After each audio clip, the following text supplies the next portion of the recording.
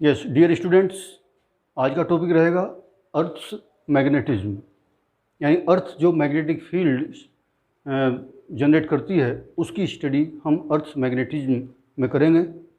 अब अर्थ का मैग्नेटिज्म है क्या, कैसे पता चला? तो इसके लिए सिंपल एक्सपेरिमेंट है कि अगर हम किसी बार मैग्नेट को फ्रीली सेंटर से लटका दें तो हमेशा उसका नॉर्थ पोल नॉर्थ डायरेक्शन में और साउथ पोल साउथ डायरेक्शन में ही ठहरता है। तो इससे पता चलता है कि कोई ना कोई मैग्नेटिक फील्ड इस मैग्नेटिक डाइपोल पे बार मैग्नेट पे एक टॉर्क लगाता है और उसको बार बार एक ही डायरेक्शन में स्टेबलाइज कर देता है। अगर हम इसको हॉरिजॉन्टल डायरेक्शन से साइड में थोड़ा बहुत डिस्प्लेस करके छोड़ दें तो भी ये अल्टीमेटली नॉर्थ साउथ डायरेक्शन में ही स्टे करता है, यानी इस पर कोई ना कोई टॉर्क लगता है।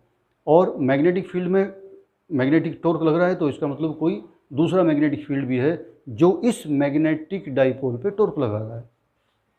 अब इसका नॉर्थ पोल नॉर्थ डायरेक्शन में ठहरने का मतलब है कि इसके नॉर्थ पोल को कोई ना कोई साउथ पोल अट्रैक्ट कर रहा होगा, और इसके साउथ पोल का साउथ डायरेक्शन में ठहरने का मतलब है कि इस साउथ पोल को कोई ना कोई नॉर्थ पोल अट्रैक्ट कर रहा होगा। तो यहाँ से कंक्लूजन निकलता है कि अर्थ के मैग्नेट का नॉर्थ पोल साउथ डायरेक्शन में और अर्थ के मैग्नेट का साउथ पोल नॉर्थ डायरेक्शन में पड़ता है। तो मैं डायग्राम बना देता हूँ एक बार। ये अर्थ हुई अपनी,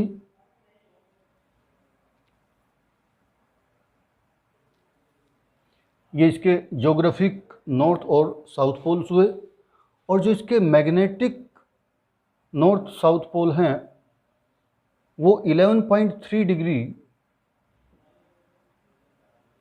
थोड़ा वेस्ट की तरफ होके और यहाँ पड़ते हैं। अर्थ के मैग्नेट का नॉर्थ डायरेक्शन में साउथ पोल है और साउथ डायरेक्शन में अर्थ के मैग्नेट का नॉर्थ पोल है, एम है ये, south pole of magnet north pole of magnet. तो ये बड़ी इंटरेस्टिंग बात है। और अगर हम मैग्नेटिक फील्ड लाइन ड्रॉ करें तो मैग्नेटिक फील्ड लाइन हम जानते हैं नॉर्थ पोल से निकलती हैं, साउथ पोल में एंटर करती हैं, इसलिए अर्थ के मैग्नेटिक फील्ड की फील्ड लाइंस इस तरह से नॉर्थ पोल से साउथ पोल की तरफ ऐसे जाएंगी, इस तरह से जाती हैं।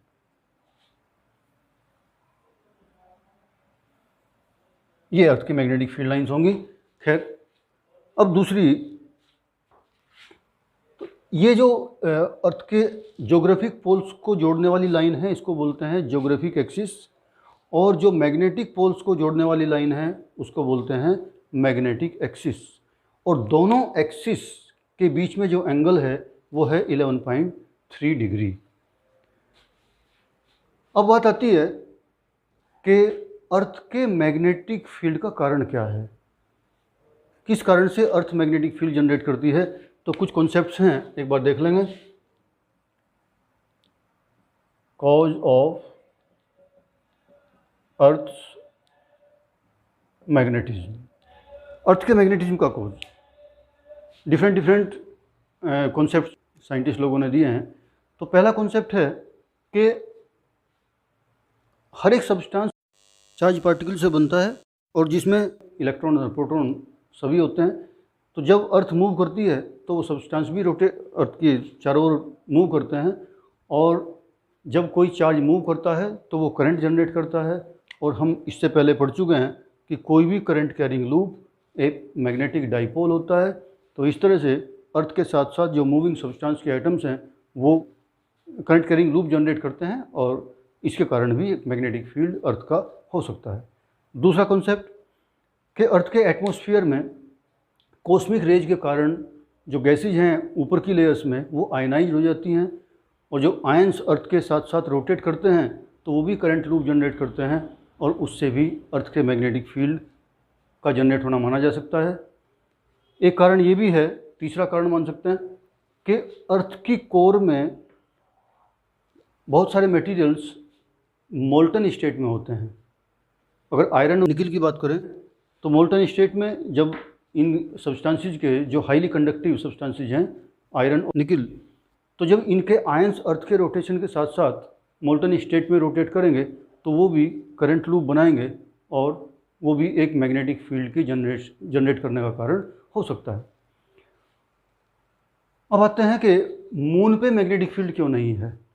मून भी अपनी एक्सिस पे रोटेट करता है, तो रीज़न हो सकता है कि उसके कोर में मोल्टन स्टेट में सब्सटेंसेस ना हो, इसलिए वो मैग्नेटिज्म शो नहीं करता है। दूसरे, वीनस के बारे में है कि उसकी रोटेशन की स्पीड बहुत कम है। जितनी स्पीड रोटेशन की कम होगी, चार्ज की रेट ऑफ मोशन, चार्ज की मोशन का रेट कम होगा, करंट जो है कम स्ट्रॉन्ग बनेगी, इसलिए मैग्नेटिक फील्ड वहाँ का वीक रह जाएगा। अब जुपिटर की बात करें तो जुपिटर का मैग्नेटिक फील्ड सबसे स्ट्रॉन्ग है सभी प्लैनेट्स में, तो उसका रीज़न है कि उसकी स्ट्रॉन्ग इलेक्ट्रिक करंट बनती है, क्योंकि उसकी रोटेशन स्पीड बहुत ज़्यादा है, इसलिए वो स्ट्रॉन्ग मैग्नेटिक फील्ड जनरेट करता है। आगे आते हैं, अर्थ से के मैग्नेटिज्म से रिलेटेड कुछ टर्म्स हैं। नंबर 1 है मैग्नेटिक मेरिडियन।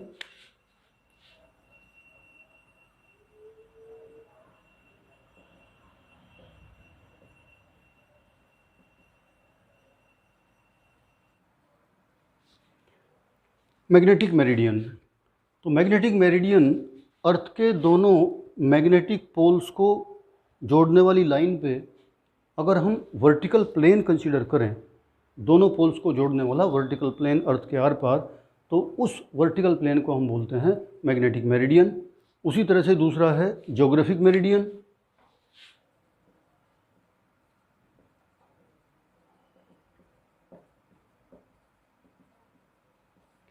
ज्योग्राफिक नॉर्थ और साउथ पोल्स को जोड़ने वाला एक वर्टिकल प्लेन अगर हम एज्यूम करें, तो उस वर्टिकल प्लेन को बोलते हैं हम ज्योग्राफिक मेरिडियन।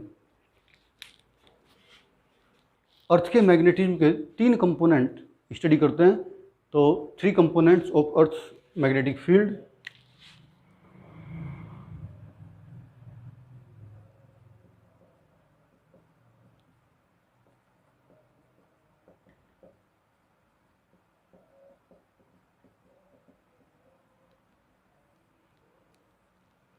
फर्स्ट कंपोनेंट,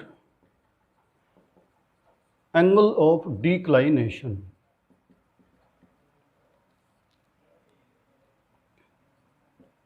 मान लीजिए इसको थीटा सिंबल दिया। पहला कंपोनेंट है एंगल ऑफ डिक्लाइनेशन, जिसको कोई भी रैंडम एंगल दे सकते हैं, मान लीजिए थीटा दिया। सेकंड कंपोनेंट है एंगल ऑफ इंक्लाइनेशन, मान लीजिए इसको अल्फा कहते हैं। और थर्ड है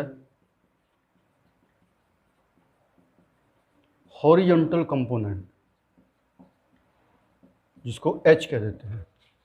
ये अर्थ के मैग्नेटिज्म के 3 कंपोनेंट हैं, जिनकी हेल्प से हम अर्थ के मैग्नेटिक फील्ड को कंप्लीट स्टडी कर सकते हैं। पहला angle of declination theta, second angle of inclination alpha, and third horizontal component. अब ये एंगल ऑफ डिक्लाइनेशन, पहले ये सुन लीजिए, जो दोनों हमारे मेरिडियन थे, ये मैग्नेटिक मेरिडियन मान लेता हूँ और ये ज्योग्राफिक मेरिडियन था मान लीजिए। इन दोनों मेरिडियंस के बीच जो एक्यूट एंगल बनता है, उसको बोलते हैं हम एंगल ऑफ डिक्लाइनेशन। तो it is the acute angle between the magnetic meridian and the geographic meridian, simple.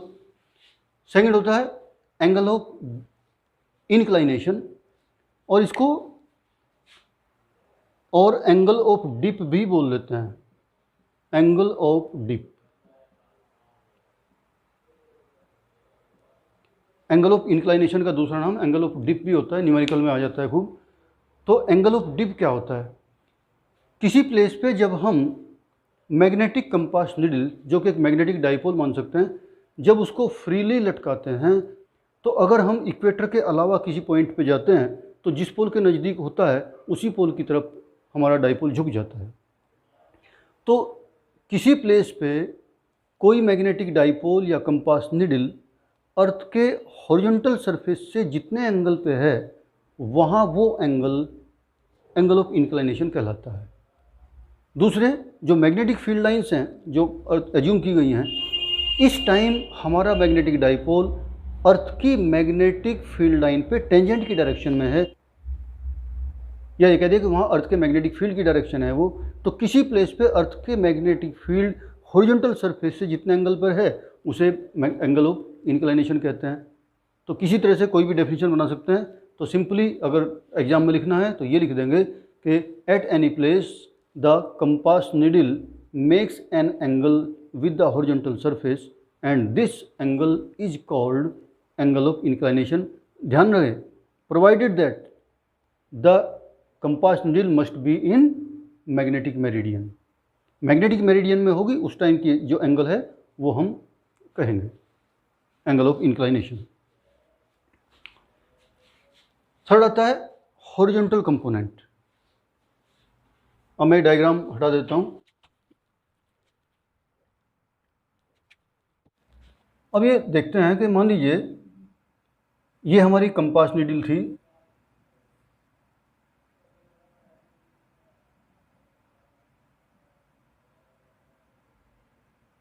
और ये हॉरिजॉन्टल से अल्फा एंगल पे थी इस टाइम। तो एंगल ऑफ इंक्लिनेशन हुआ हमारा अल्फा। अगर अर्थ का मैग्नेटिक फील्ड हम BE कहें तो किसी प्लेस पे मैंने बताया था कि एंगल ऑफ इंक्लिनेशन का मतलब है वो डायरेक्शन अर्थ के मैग्नेटिक फील्ड की है उस टाइम। अगर मैं इसके दो कंपोनेंट करूं, एक वर्टिकल कंपोनेंट और एक हॉरिजॉन्टल कंपोनेंट, तो यहाँ पे हॉरिजॉन्टल कंपोनेंट हमारा हो जाएगा BE के साथ कोस कंपोनेंट आ जाएगा BE कोस अल्फा, और वर्टिकल कंपोनेंट इसका हो जाएगा BE साइन अल्फा। तो ये हमारा हो गया हॉरिजॉन्टल कंपोनेंट H और ये हमारा हो गया वर्टिकल कंपोनेंट V। तो एंगल ऑफ इंक्लिनेशन की हेल्प से हम वेक्टर रिजोल्यूशन ऑफ वेक्टर्स हमने पढ़ा था, तो उसमें कंपोनेंट कर लिए। हॉरिजॉन्टल कंपोनेंट हो गया कोस के टर्म में और वर्टिकल कंपोनेंट हो गया साइन के टर्म में। तो इस तरह से अगर हम एंगल ऑफ इंक्लिनेशन निकालना हो, अगर हमें एंगल ऑफ इंक्लिनेशन दिया हो, तो हॉरिजॉन्टल कंपोनेंट हमारा हो जाता है BE कोस अल्फा। अगर ये तीनों कंपोनेंट हमें पता हैं, angle of declination, angle of inclination and horizontal component, तो हम अर्थ के मैग्नेटिक फील्ड के बाकी कंपोनेंट्स भी आराम से निकाल सकते हैं। उसी तरह से हम वर्टिकल कंपोनेंट अगर लिखें तो क्या हो जाएगा BE साइन अल्फा, और अगर इन दोनों को स्क्वायर करके ऐड कर दें तो क्या हो जाएगा H square plus V square. ये तो लेफ्ट हैंड साइड हो गई, और राइट हैंड साइड में BE square cos square alpha plus BE square sine square alpha. B square अगर कॉमन ले लिया जाए तो sine square alpha plus cos square alpha, और ये वैल्यू होती है 1। तो इस तरह से अर्थ के मैग्नेटिक फील्ड, उसके हॉरिजॉन्टल कंपोनेंट और उसके वर्टिकल कंपोनेंट्स सब में एक रिलेशन आ जाता है ये, यानी अर्थ का मैग्नेटिक फील्ड निकल सकता है इस फॉर्मूले से।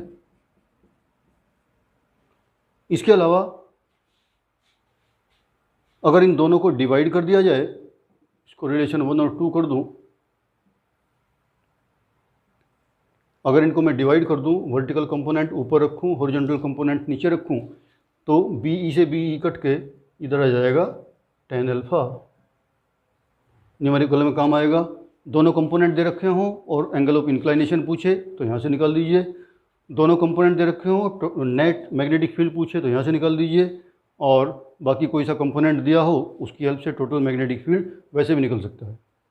अब एंगल ऑफ इंक्लिनेशन के बारे में थोड़ा सा डिटेल में पढ़ लेते हैं कि अभी इक्वेटर पे मैंने बताया था कि मैग्नेटिक डाइपोल हॉरिजॉन्टल हो जाता है क्योंकि दोनों तरफ से उस पर मैग्नेटिक फोर्स दोनों पोल्स पे इक्वल लगता है।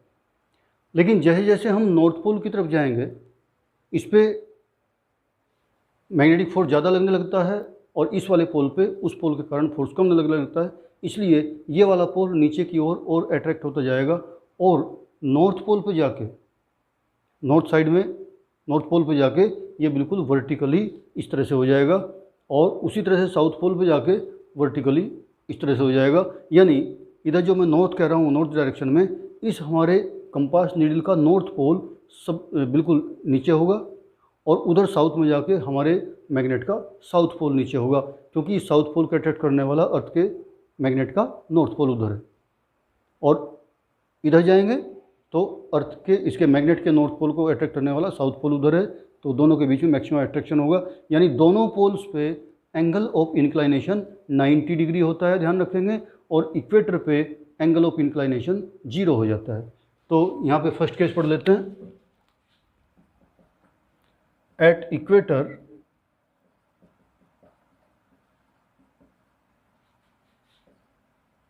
Alpha equal to 0, angle of dip की बात कर रहा हूँ या एंगल ऑफ इंक्लाइनेशन कह दीजिए। तो इक्वेटर पे हमारा एंगल ऑफ डिप 0 होता है, इसलिए हॉरिजॉन्टल कंपोनेंट क्या हो जाएगा, कोस कंपोनेंट होता है तो बी ई कोस 0, यानी हॉरिजॉन्टल कंपोनेंट अर्थ के टोटल मैग्नेटिक फील्ड के बराबर होगा। और वर्टिकल कंपोनेंट क्या होगा, बी ई साइन 0 यानी 0। तो इक्वेटर पे अर्थ के मैग्नेटिक फील्ड का horizontal component total magnetic field के बराबर हो जाएगा और वर्टिकल कंपोनेंट 0 हो जाएगा। सेकंड, एट पोल्स, अभी मैंने बताया कि पोल्स पे हमारा एंगल ऑफ इंक्लाइनेशन 90 डिग्री हो जाता है, इसलिए वहाँ पे हॉरिजॉन्टल कंपोनेंट 0 होने वाला है, क्यों, एच की वैल्यू हो जाएगी बी ई कोस 90, और कोस 90 की वैल्यू होती है 0, और वर्टिकल कंपोनेंट हो जाएगा बी ई साइन 90, और साइन 90 की वैल्यू होती है 1। तो पोल्स पे अर्थ के मैग्नेटिक फील्ड का vertical component total magnetic field के बराबर होगा, और इक्वेटर पे total magnetic field horizontal component के बराबर हो जाएगा। तीसरा आता है, ये थोड़ा सा इम्पोर्टेंट बन जाता है, थर्ड पार्ट, चलो यही कर देता हूँ, कि अगर अर्थ का जो मैग्नेटिक मेरिडियन, यानी ये जो मैग्नेटिक एक्सिस वाला प्लेन है, अगर हम किसी दूसरे प्लेन पे हैं, हम कहीं यहाँ हैं, जो प्लेन अर्थ के मैग्नेटिक मेरिडियन के साथ किसी एंगल पे है, ये एंगल मान लीजिए डेल्टा है, तो मान लेते हैं यहाँ हॉरिजॉन्टल कंपोनेंट है एच डैश और वर्टिकल कंपोनेंट है वी डैश, क्योंकि वर्टिकल कंपोनेंट हॉरिजॉन्टल कंपोनेंट थोड़े चेंज हो जाएंगे वहाँ। कैसे कि यहाँ मैग्नेटिक मेरिडियन पे हॉरिजॉन्टल कंपोनेंट को हम एच मान चुके थे और वर्टिकल कंपोनेंट को वी मान चुके थे। हॉरिजॉन्टल कंपोनेंट क्या है, इसके पैरेलल, और वर्टिकल कंपोनेंट क्या है, परपेंडिकुलर। अब ये जो हॉरिजॉन्टल वाला कंपोनेंट है, जब डेल्टा एंगल पे जाएगा तो इसका हॉरिजॉन्टल कंपोनेंट हम इधर निकाल लेंगे, तो हॉरिजॉन्टल कंपोनेंट हमारा बन जाएगा H dash equal to H cos delta. ये आप कॉपी में नोट करेंगे, मैं और नहीं बोल रहा हूँ। At a plane which is at angle delta with the magnetic meridian, then horizontal component H dash will be H cos delta. और वर्टिकल कंपोनेंट क्या रहेगा, क्योंकि वर्टिकल कंपोनेंट तो यहाँ भी और यहाँ भी वर्टिकल कंपोनेंट के साथ इसका कोई एंगल नहीं है, इसलिए वर्टिकल कंपोनेंट जो यहाँ था वही यहाँ रहेगा, इसलिए vertical component v dash v ही रहेगा। ठीक है। अब अगर यहाँ हम एंगल ऑफ इंक्लाइनेशन की बात करें, ये एंगल तो दोनों प्लेन के बीच का है। एंगल ऑफ इंक्लाइनेशन मैंने बताया था कि कंपास नीडल हॉरिजॉन्टल के साथ जो एंगल बनाती है, ये नीचे वाला, तो यहाँ आके जो कंपास नीडल आएगी तो अब वो उतना ही एंगल शायद ना बनाए, कुछ चेंज हो जाए। अगर यहाँ एंगल ऑफ इंक्लाइनेशन कुछ और है, if alpha dash is the new angle of inclination या new angle of dip, then इस वाला जो नया प्लेन मैं कभी कंसीडर किया था, तो उस पर अगर मैं tan अल्फा डैश की वैल्यू निकालूं तो मेरा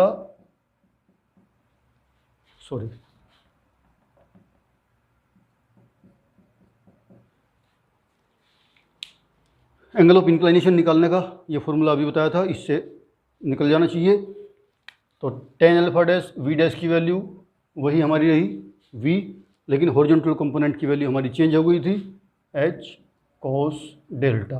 तो नया वहाँ पे उस प्लेस पे, उस प्लेन पे हमारा नया एंगल ऑफ डिप ये आ जाएगा, जिसे हम वर्चुअल एंगल ऑफ डिप बोलते हैं। ये इमेजिनरी या वर्चुअल कह सकते हैं, ये रियल एंगल ऑफ इंक्लाइनेशन नहीं है।